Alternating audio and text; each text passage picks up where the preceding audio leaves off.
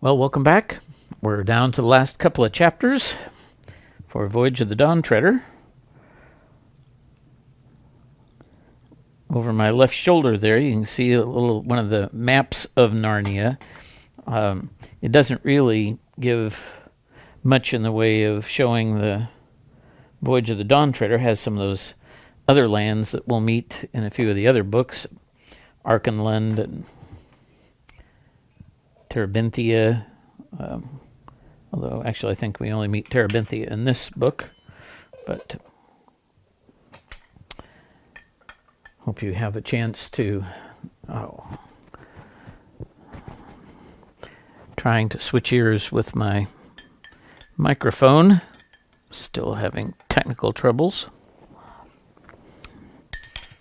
and hope I don't aggravate that by hitting it.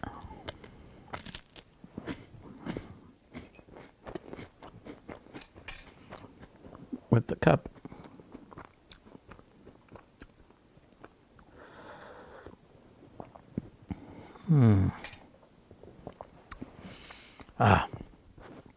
That helps me relax. Okay, chapter 15. The Wonders of the Last Sea. Very soon after they had left Ramandu's country, they began to feel that they had already sailed beyond the world. All was different. For one thing, they all found that they needed less sleep. One did not want to go to bed, nor to eat much, nor even to talk, except in low voices. Another thing was the light. There was too much of it. The sun, when it came up each morning, looked twice, if not 3 times, its usual size. And every morning, which gave Lucy the strangest feeling of all, the huge white birds, singing their song with human voices in a language no one knew, streamed overhead and vanished astern on their way to their breakfast at Aslan's table. A little later they came flying back and vanished into the east. "How beautifully clear the water is," said Lucy to herself as she leaned over the port side early in the morning of the second day. And it was. The first thing that she noticed was a little black object, about the size of a shoe, traveling along at the same speed as the ship. For a moment she thought it was something floating on the surface, but then there came floating past a bit of stale bread which the cook had just thrown out of the galley, and the bit of bread looked as if it were going to collide with the black thing, but it didn't. It passed above it, and Lucy now saw that the black thing was not on the surface. Then the black thing suddenly got very much bigger and flicked back to normal size a moment later. Now Lucy knew she had seen something just like that happen somewhere else, if she could only remember where. She held her hand to her head and screwed up her face and put out her tongue in an effort to remember. At last she did. Of course, it was like when you saw a train on a bright sunny day. You saw the black shadow of your own coach running along the fields at the same pace as the train. Then you went into a cutting, and immediately the same shadow flicked close up to you and then got big, racing along the grass of the cutting bank. Then you came out of the cutting and flick! Once more the black shadow had gone back to its normal size and was running along the fields. "It's our shadow, the shadow of the Dawn Treader," said Lucy. "Our shadow running along at the bottom of the sea. That time, when it got bigger, it went over a hill. But in that case, the water must be clearer than I thought. Good gracious, I must be seeing the bottom of the sea, fathoms and fathoms down." As soon as she had realized this, that the great silvery expanse which she had been seeing, without noticing it, for some time, was really the sand on the seabed, and that all sorts of darker and brighter patches were not lights and shadows on the surface, but real things on the bottom. At present, for instance, they were passing over a mass of soft purply green with a broad, winding strip of pale gray in the middle of it. But now that she knew it was the bottom, she saw it much better. She could see that the bits of the dark stuff were much higher than other bits, and were waving gently. "Just like trees in a wind," said Lucy, "and I do believe that's what they are. It's a submarine forest." They passed on, and above it, and presently the pale streak was joined by another pale streak. "If I was down there," thought Lucy, "that streak would be just like a road through the wood, and that place where it joins the others would be a crossroads. Oh, I do wish I was. Hello, the forest is coming to an end, and I do believe the streak really was a road. I can still see it going on across the open sand. It's a different color, and it's marked out with something at the edges. Dotted lines. Perhaps they're stones. And now it's getting whiter. But it was not really getting whiter. It was getting nearer. She realized this because of the way in which the shadow of the ship came rushing up towards her, and on the road, she felt sure it was a road now, began to go in zigzags.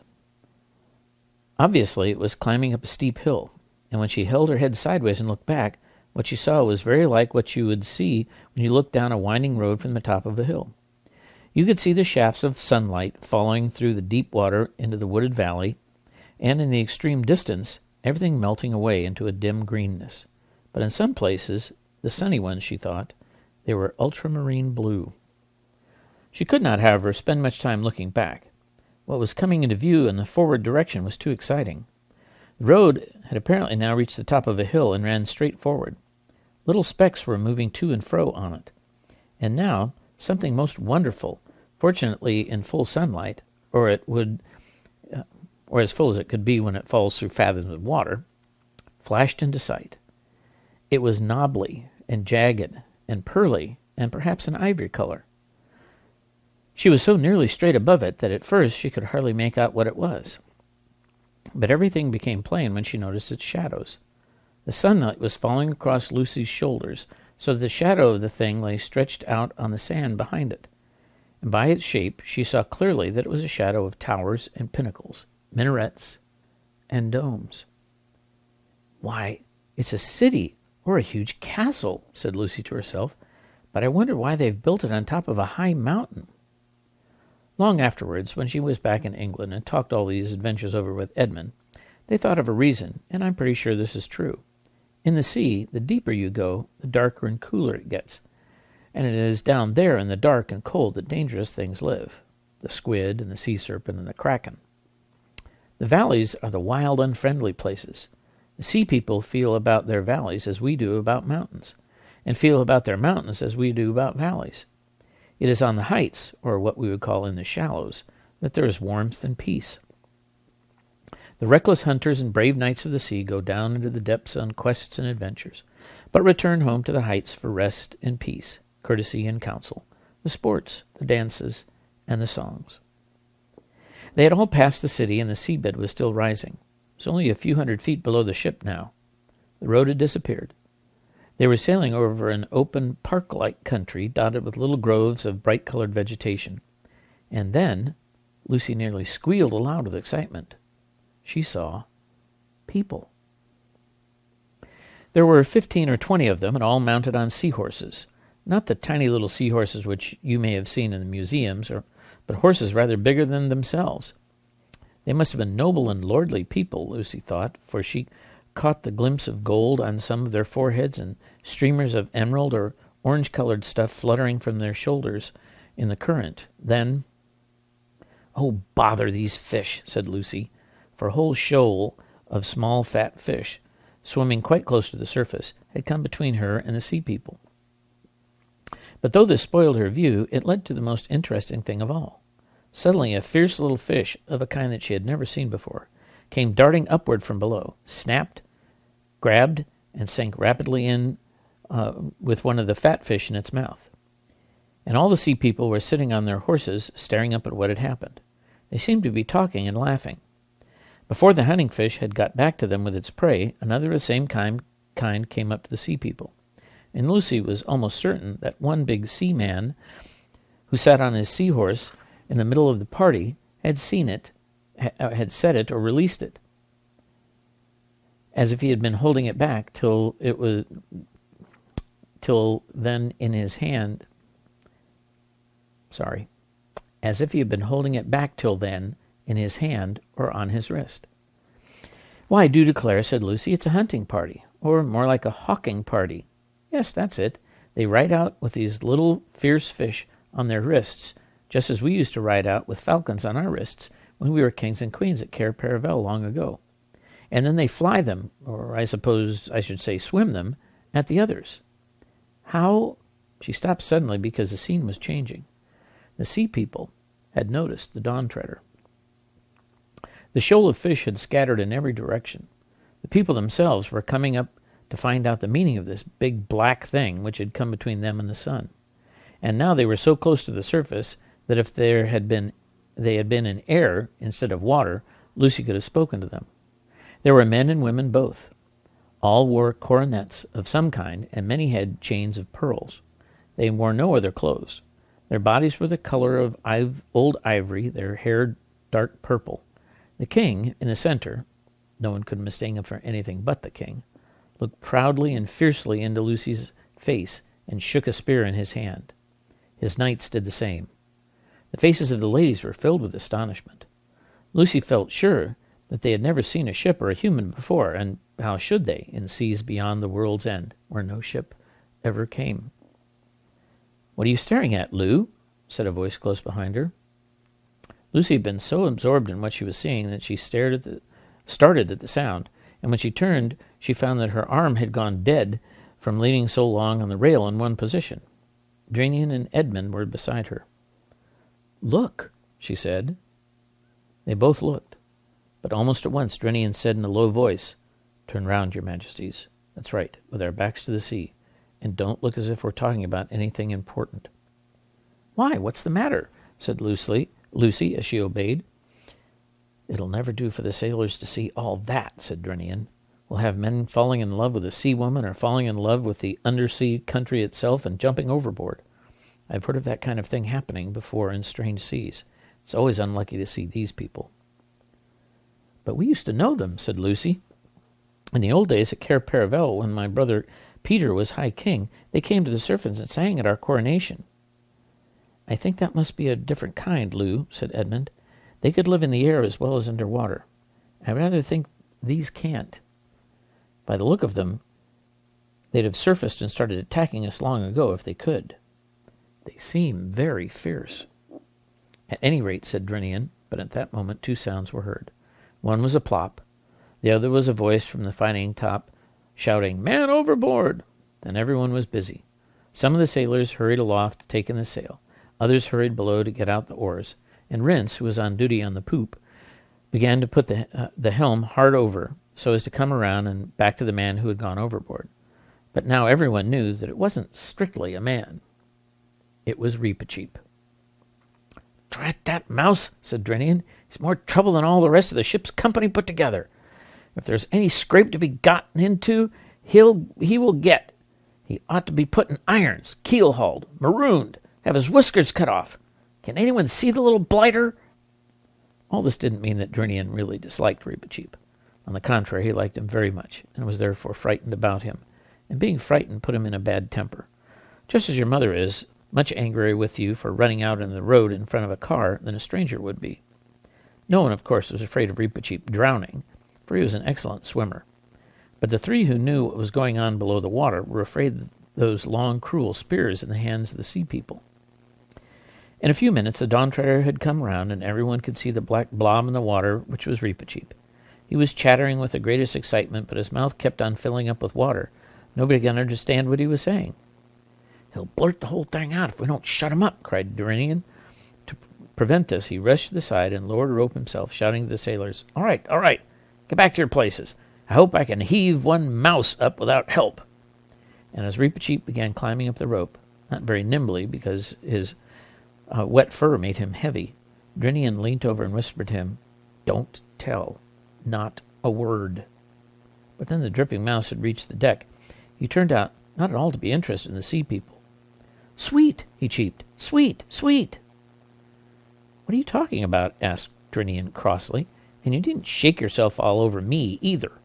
"I tell you the water's sweet," said the mouse. "Sweet. Fresh. It isn't salt." For a moment, no one quite took in the importance of this. Then Reepicheep once more repeated the old prophecy. "Where the waves grow sweet, doubt not, Reepicheep, there is the utter east." Then at last everyone understood. "Let me have a bucket, Rumph," said Drinian. It was handed him, and he lowered it and came up, and lowered it, and up it came again. The water shone in it like glass. "Perhaps your majesty would like to taste it first," said Drinian to Caspian. The king took the bucket in both hands, raised it to his lips, sipped, then drank deeply and raised his head. His face was changed. Not only his eyes, but everything about him seemed to be brighter. "Yes," he said, "it is sweet. That's real water, that. I'm not sure that it's not going to kill me, but it's a death I would have chosen if I'd known about it till now." "What do you mean?" asked Edmund. It's like light more than anything else," said Caspian. "That's what it is," said Reepicheep. "Drinkable light. We must be very near the end of the world now." There was a moment of silence, and then Lucy knelt down on the deck and drank from the bucket. "That's the loveliest thing I have ever tasted," she said with a kind of gasp. "But oh, it's strong. We shan't need to eat anything now." And one by one, everyone on board drank, and for a long time they were all silent. They felt almost too well and too strong to bear it, and presently they began to notice another result. As I have said before, there had been too much light ever since they left the land of Ramandu. The sun too large, though not too hot, the sea too bright, the air too shiny. But now the light grew less. If anything, grew no less. If anything, it increased. But you could bear it. They could look straight up at the sun without blinking. They could see more light than they had ever seen before. And the deck and the sail and their own faces and bodies became brighter and brighter, and every rope shone.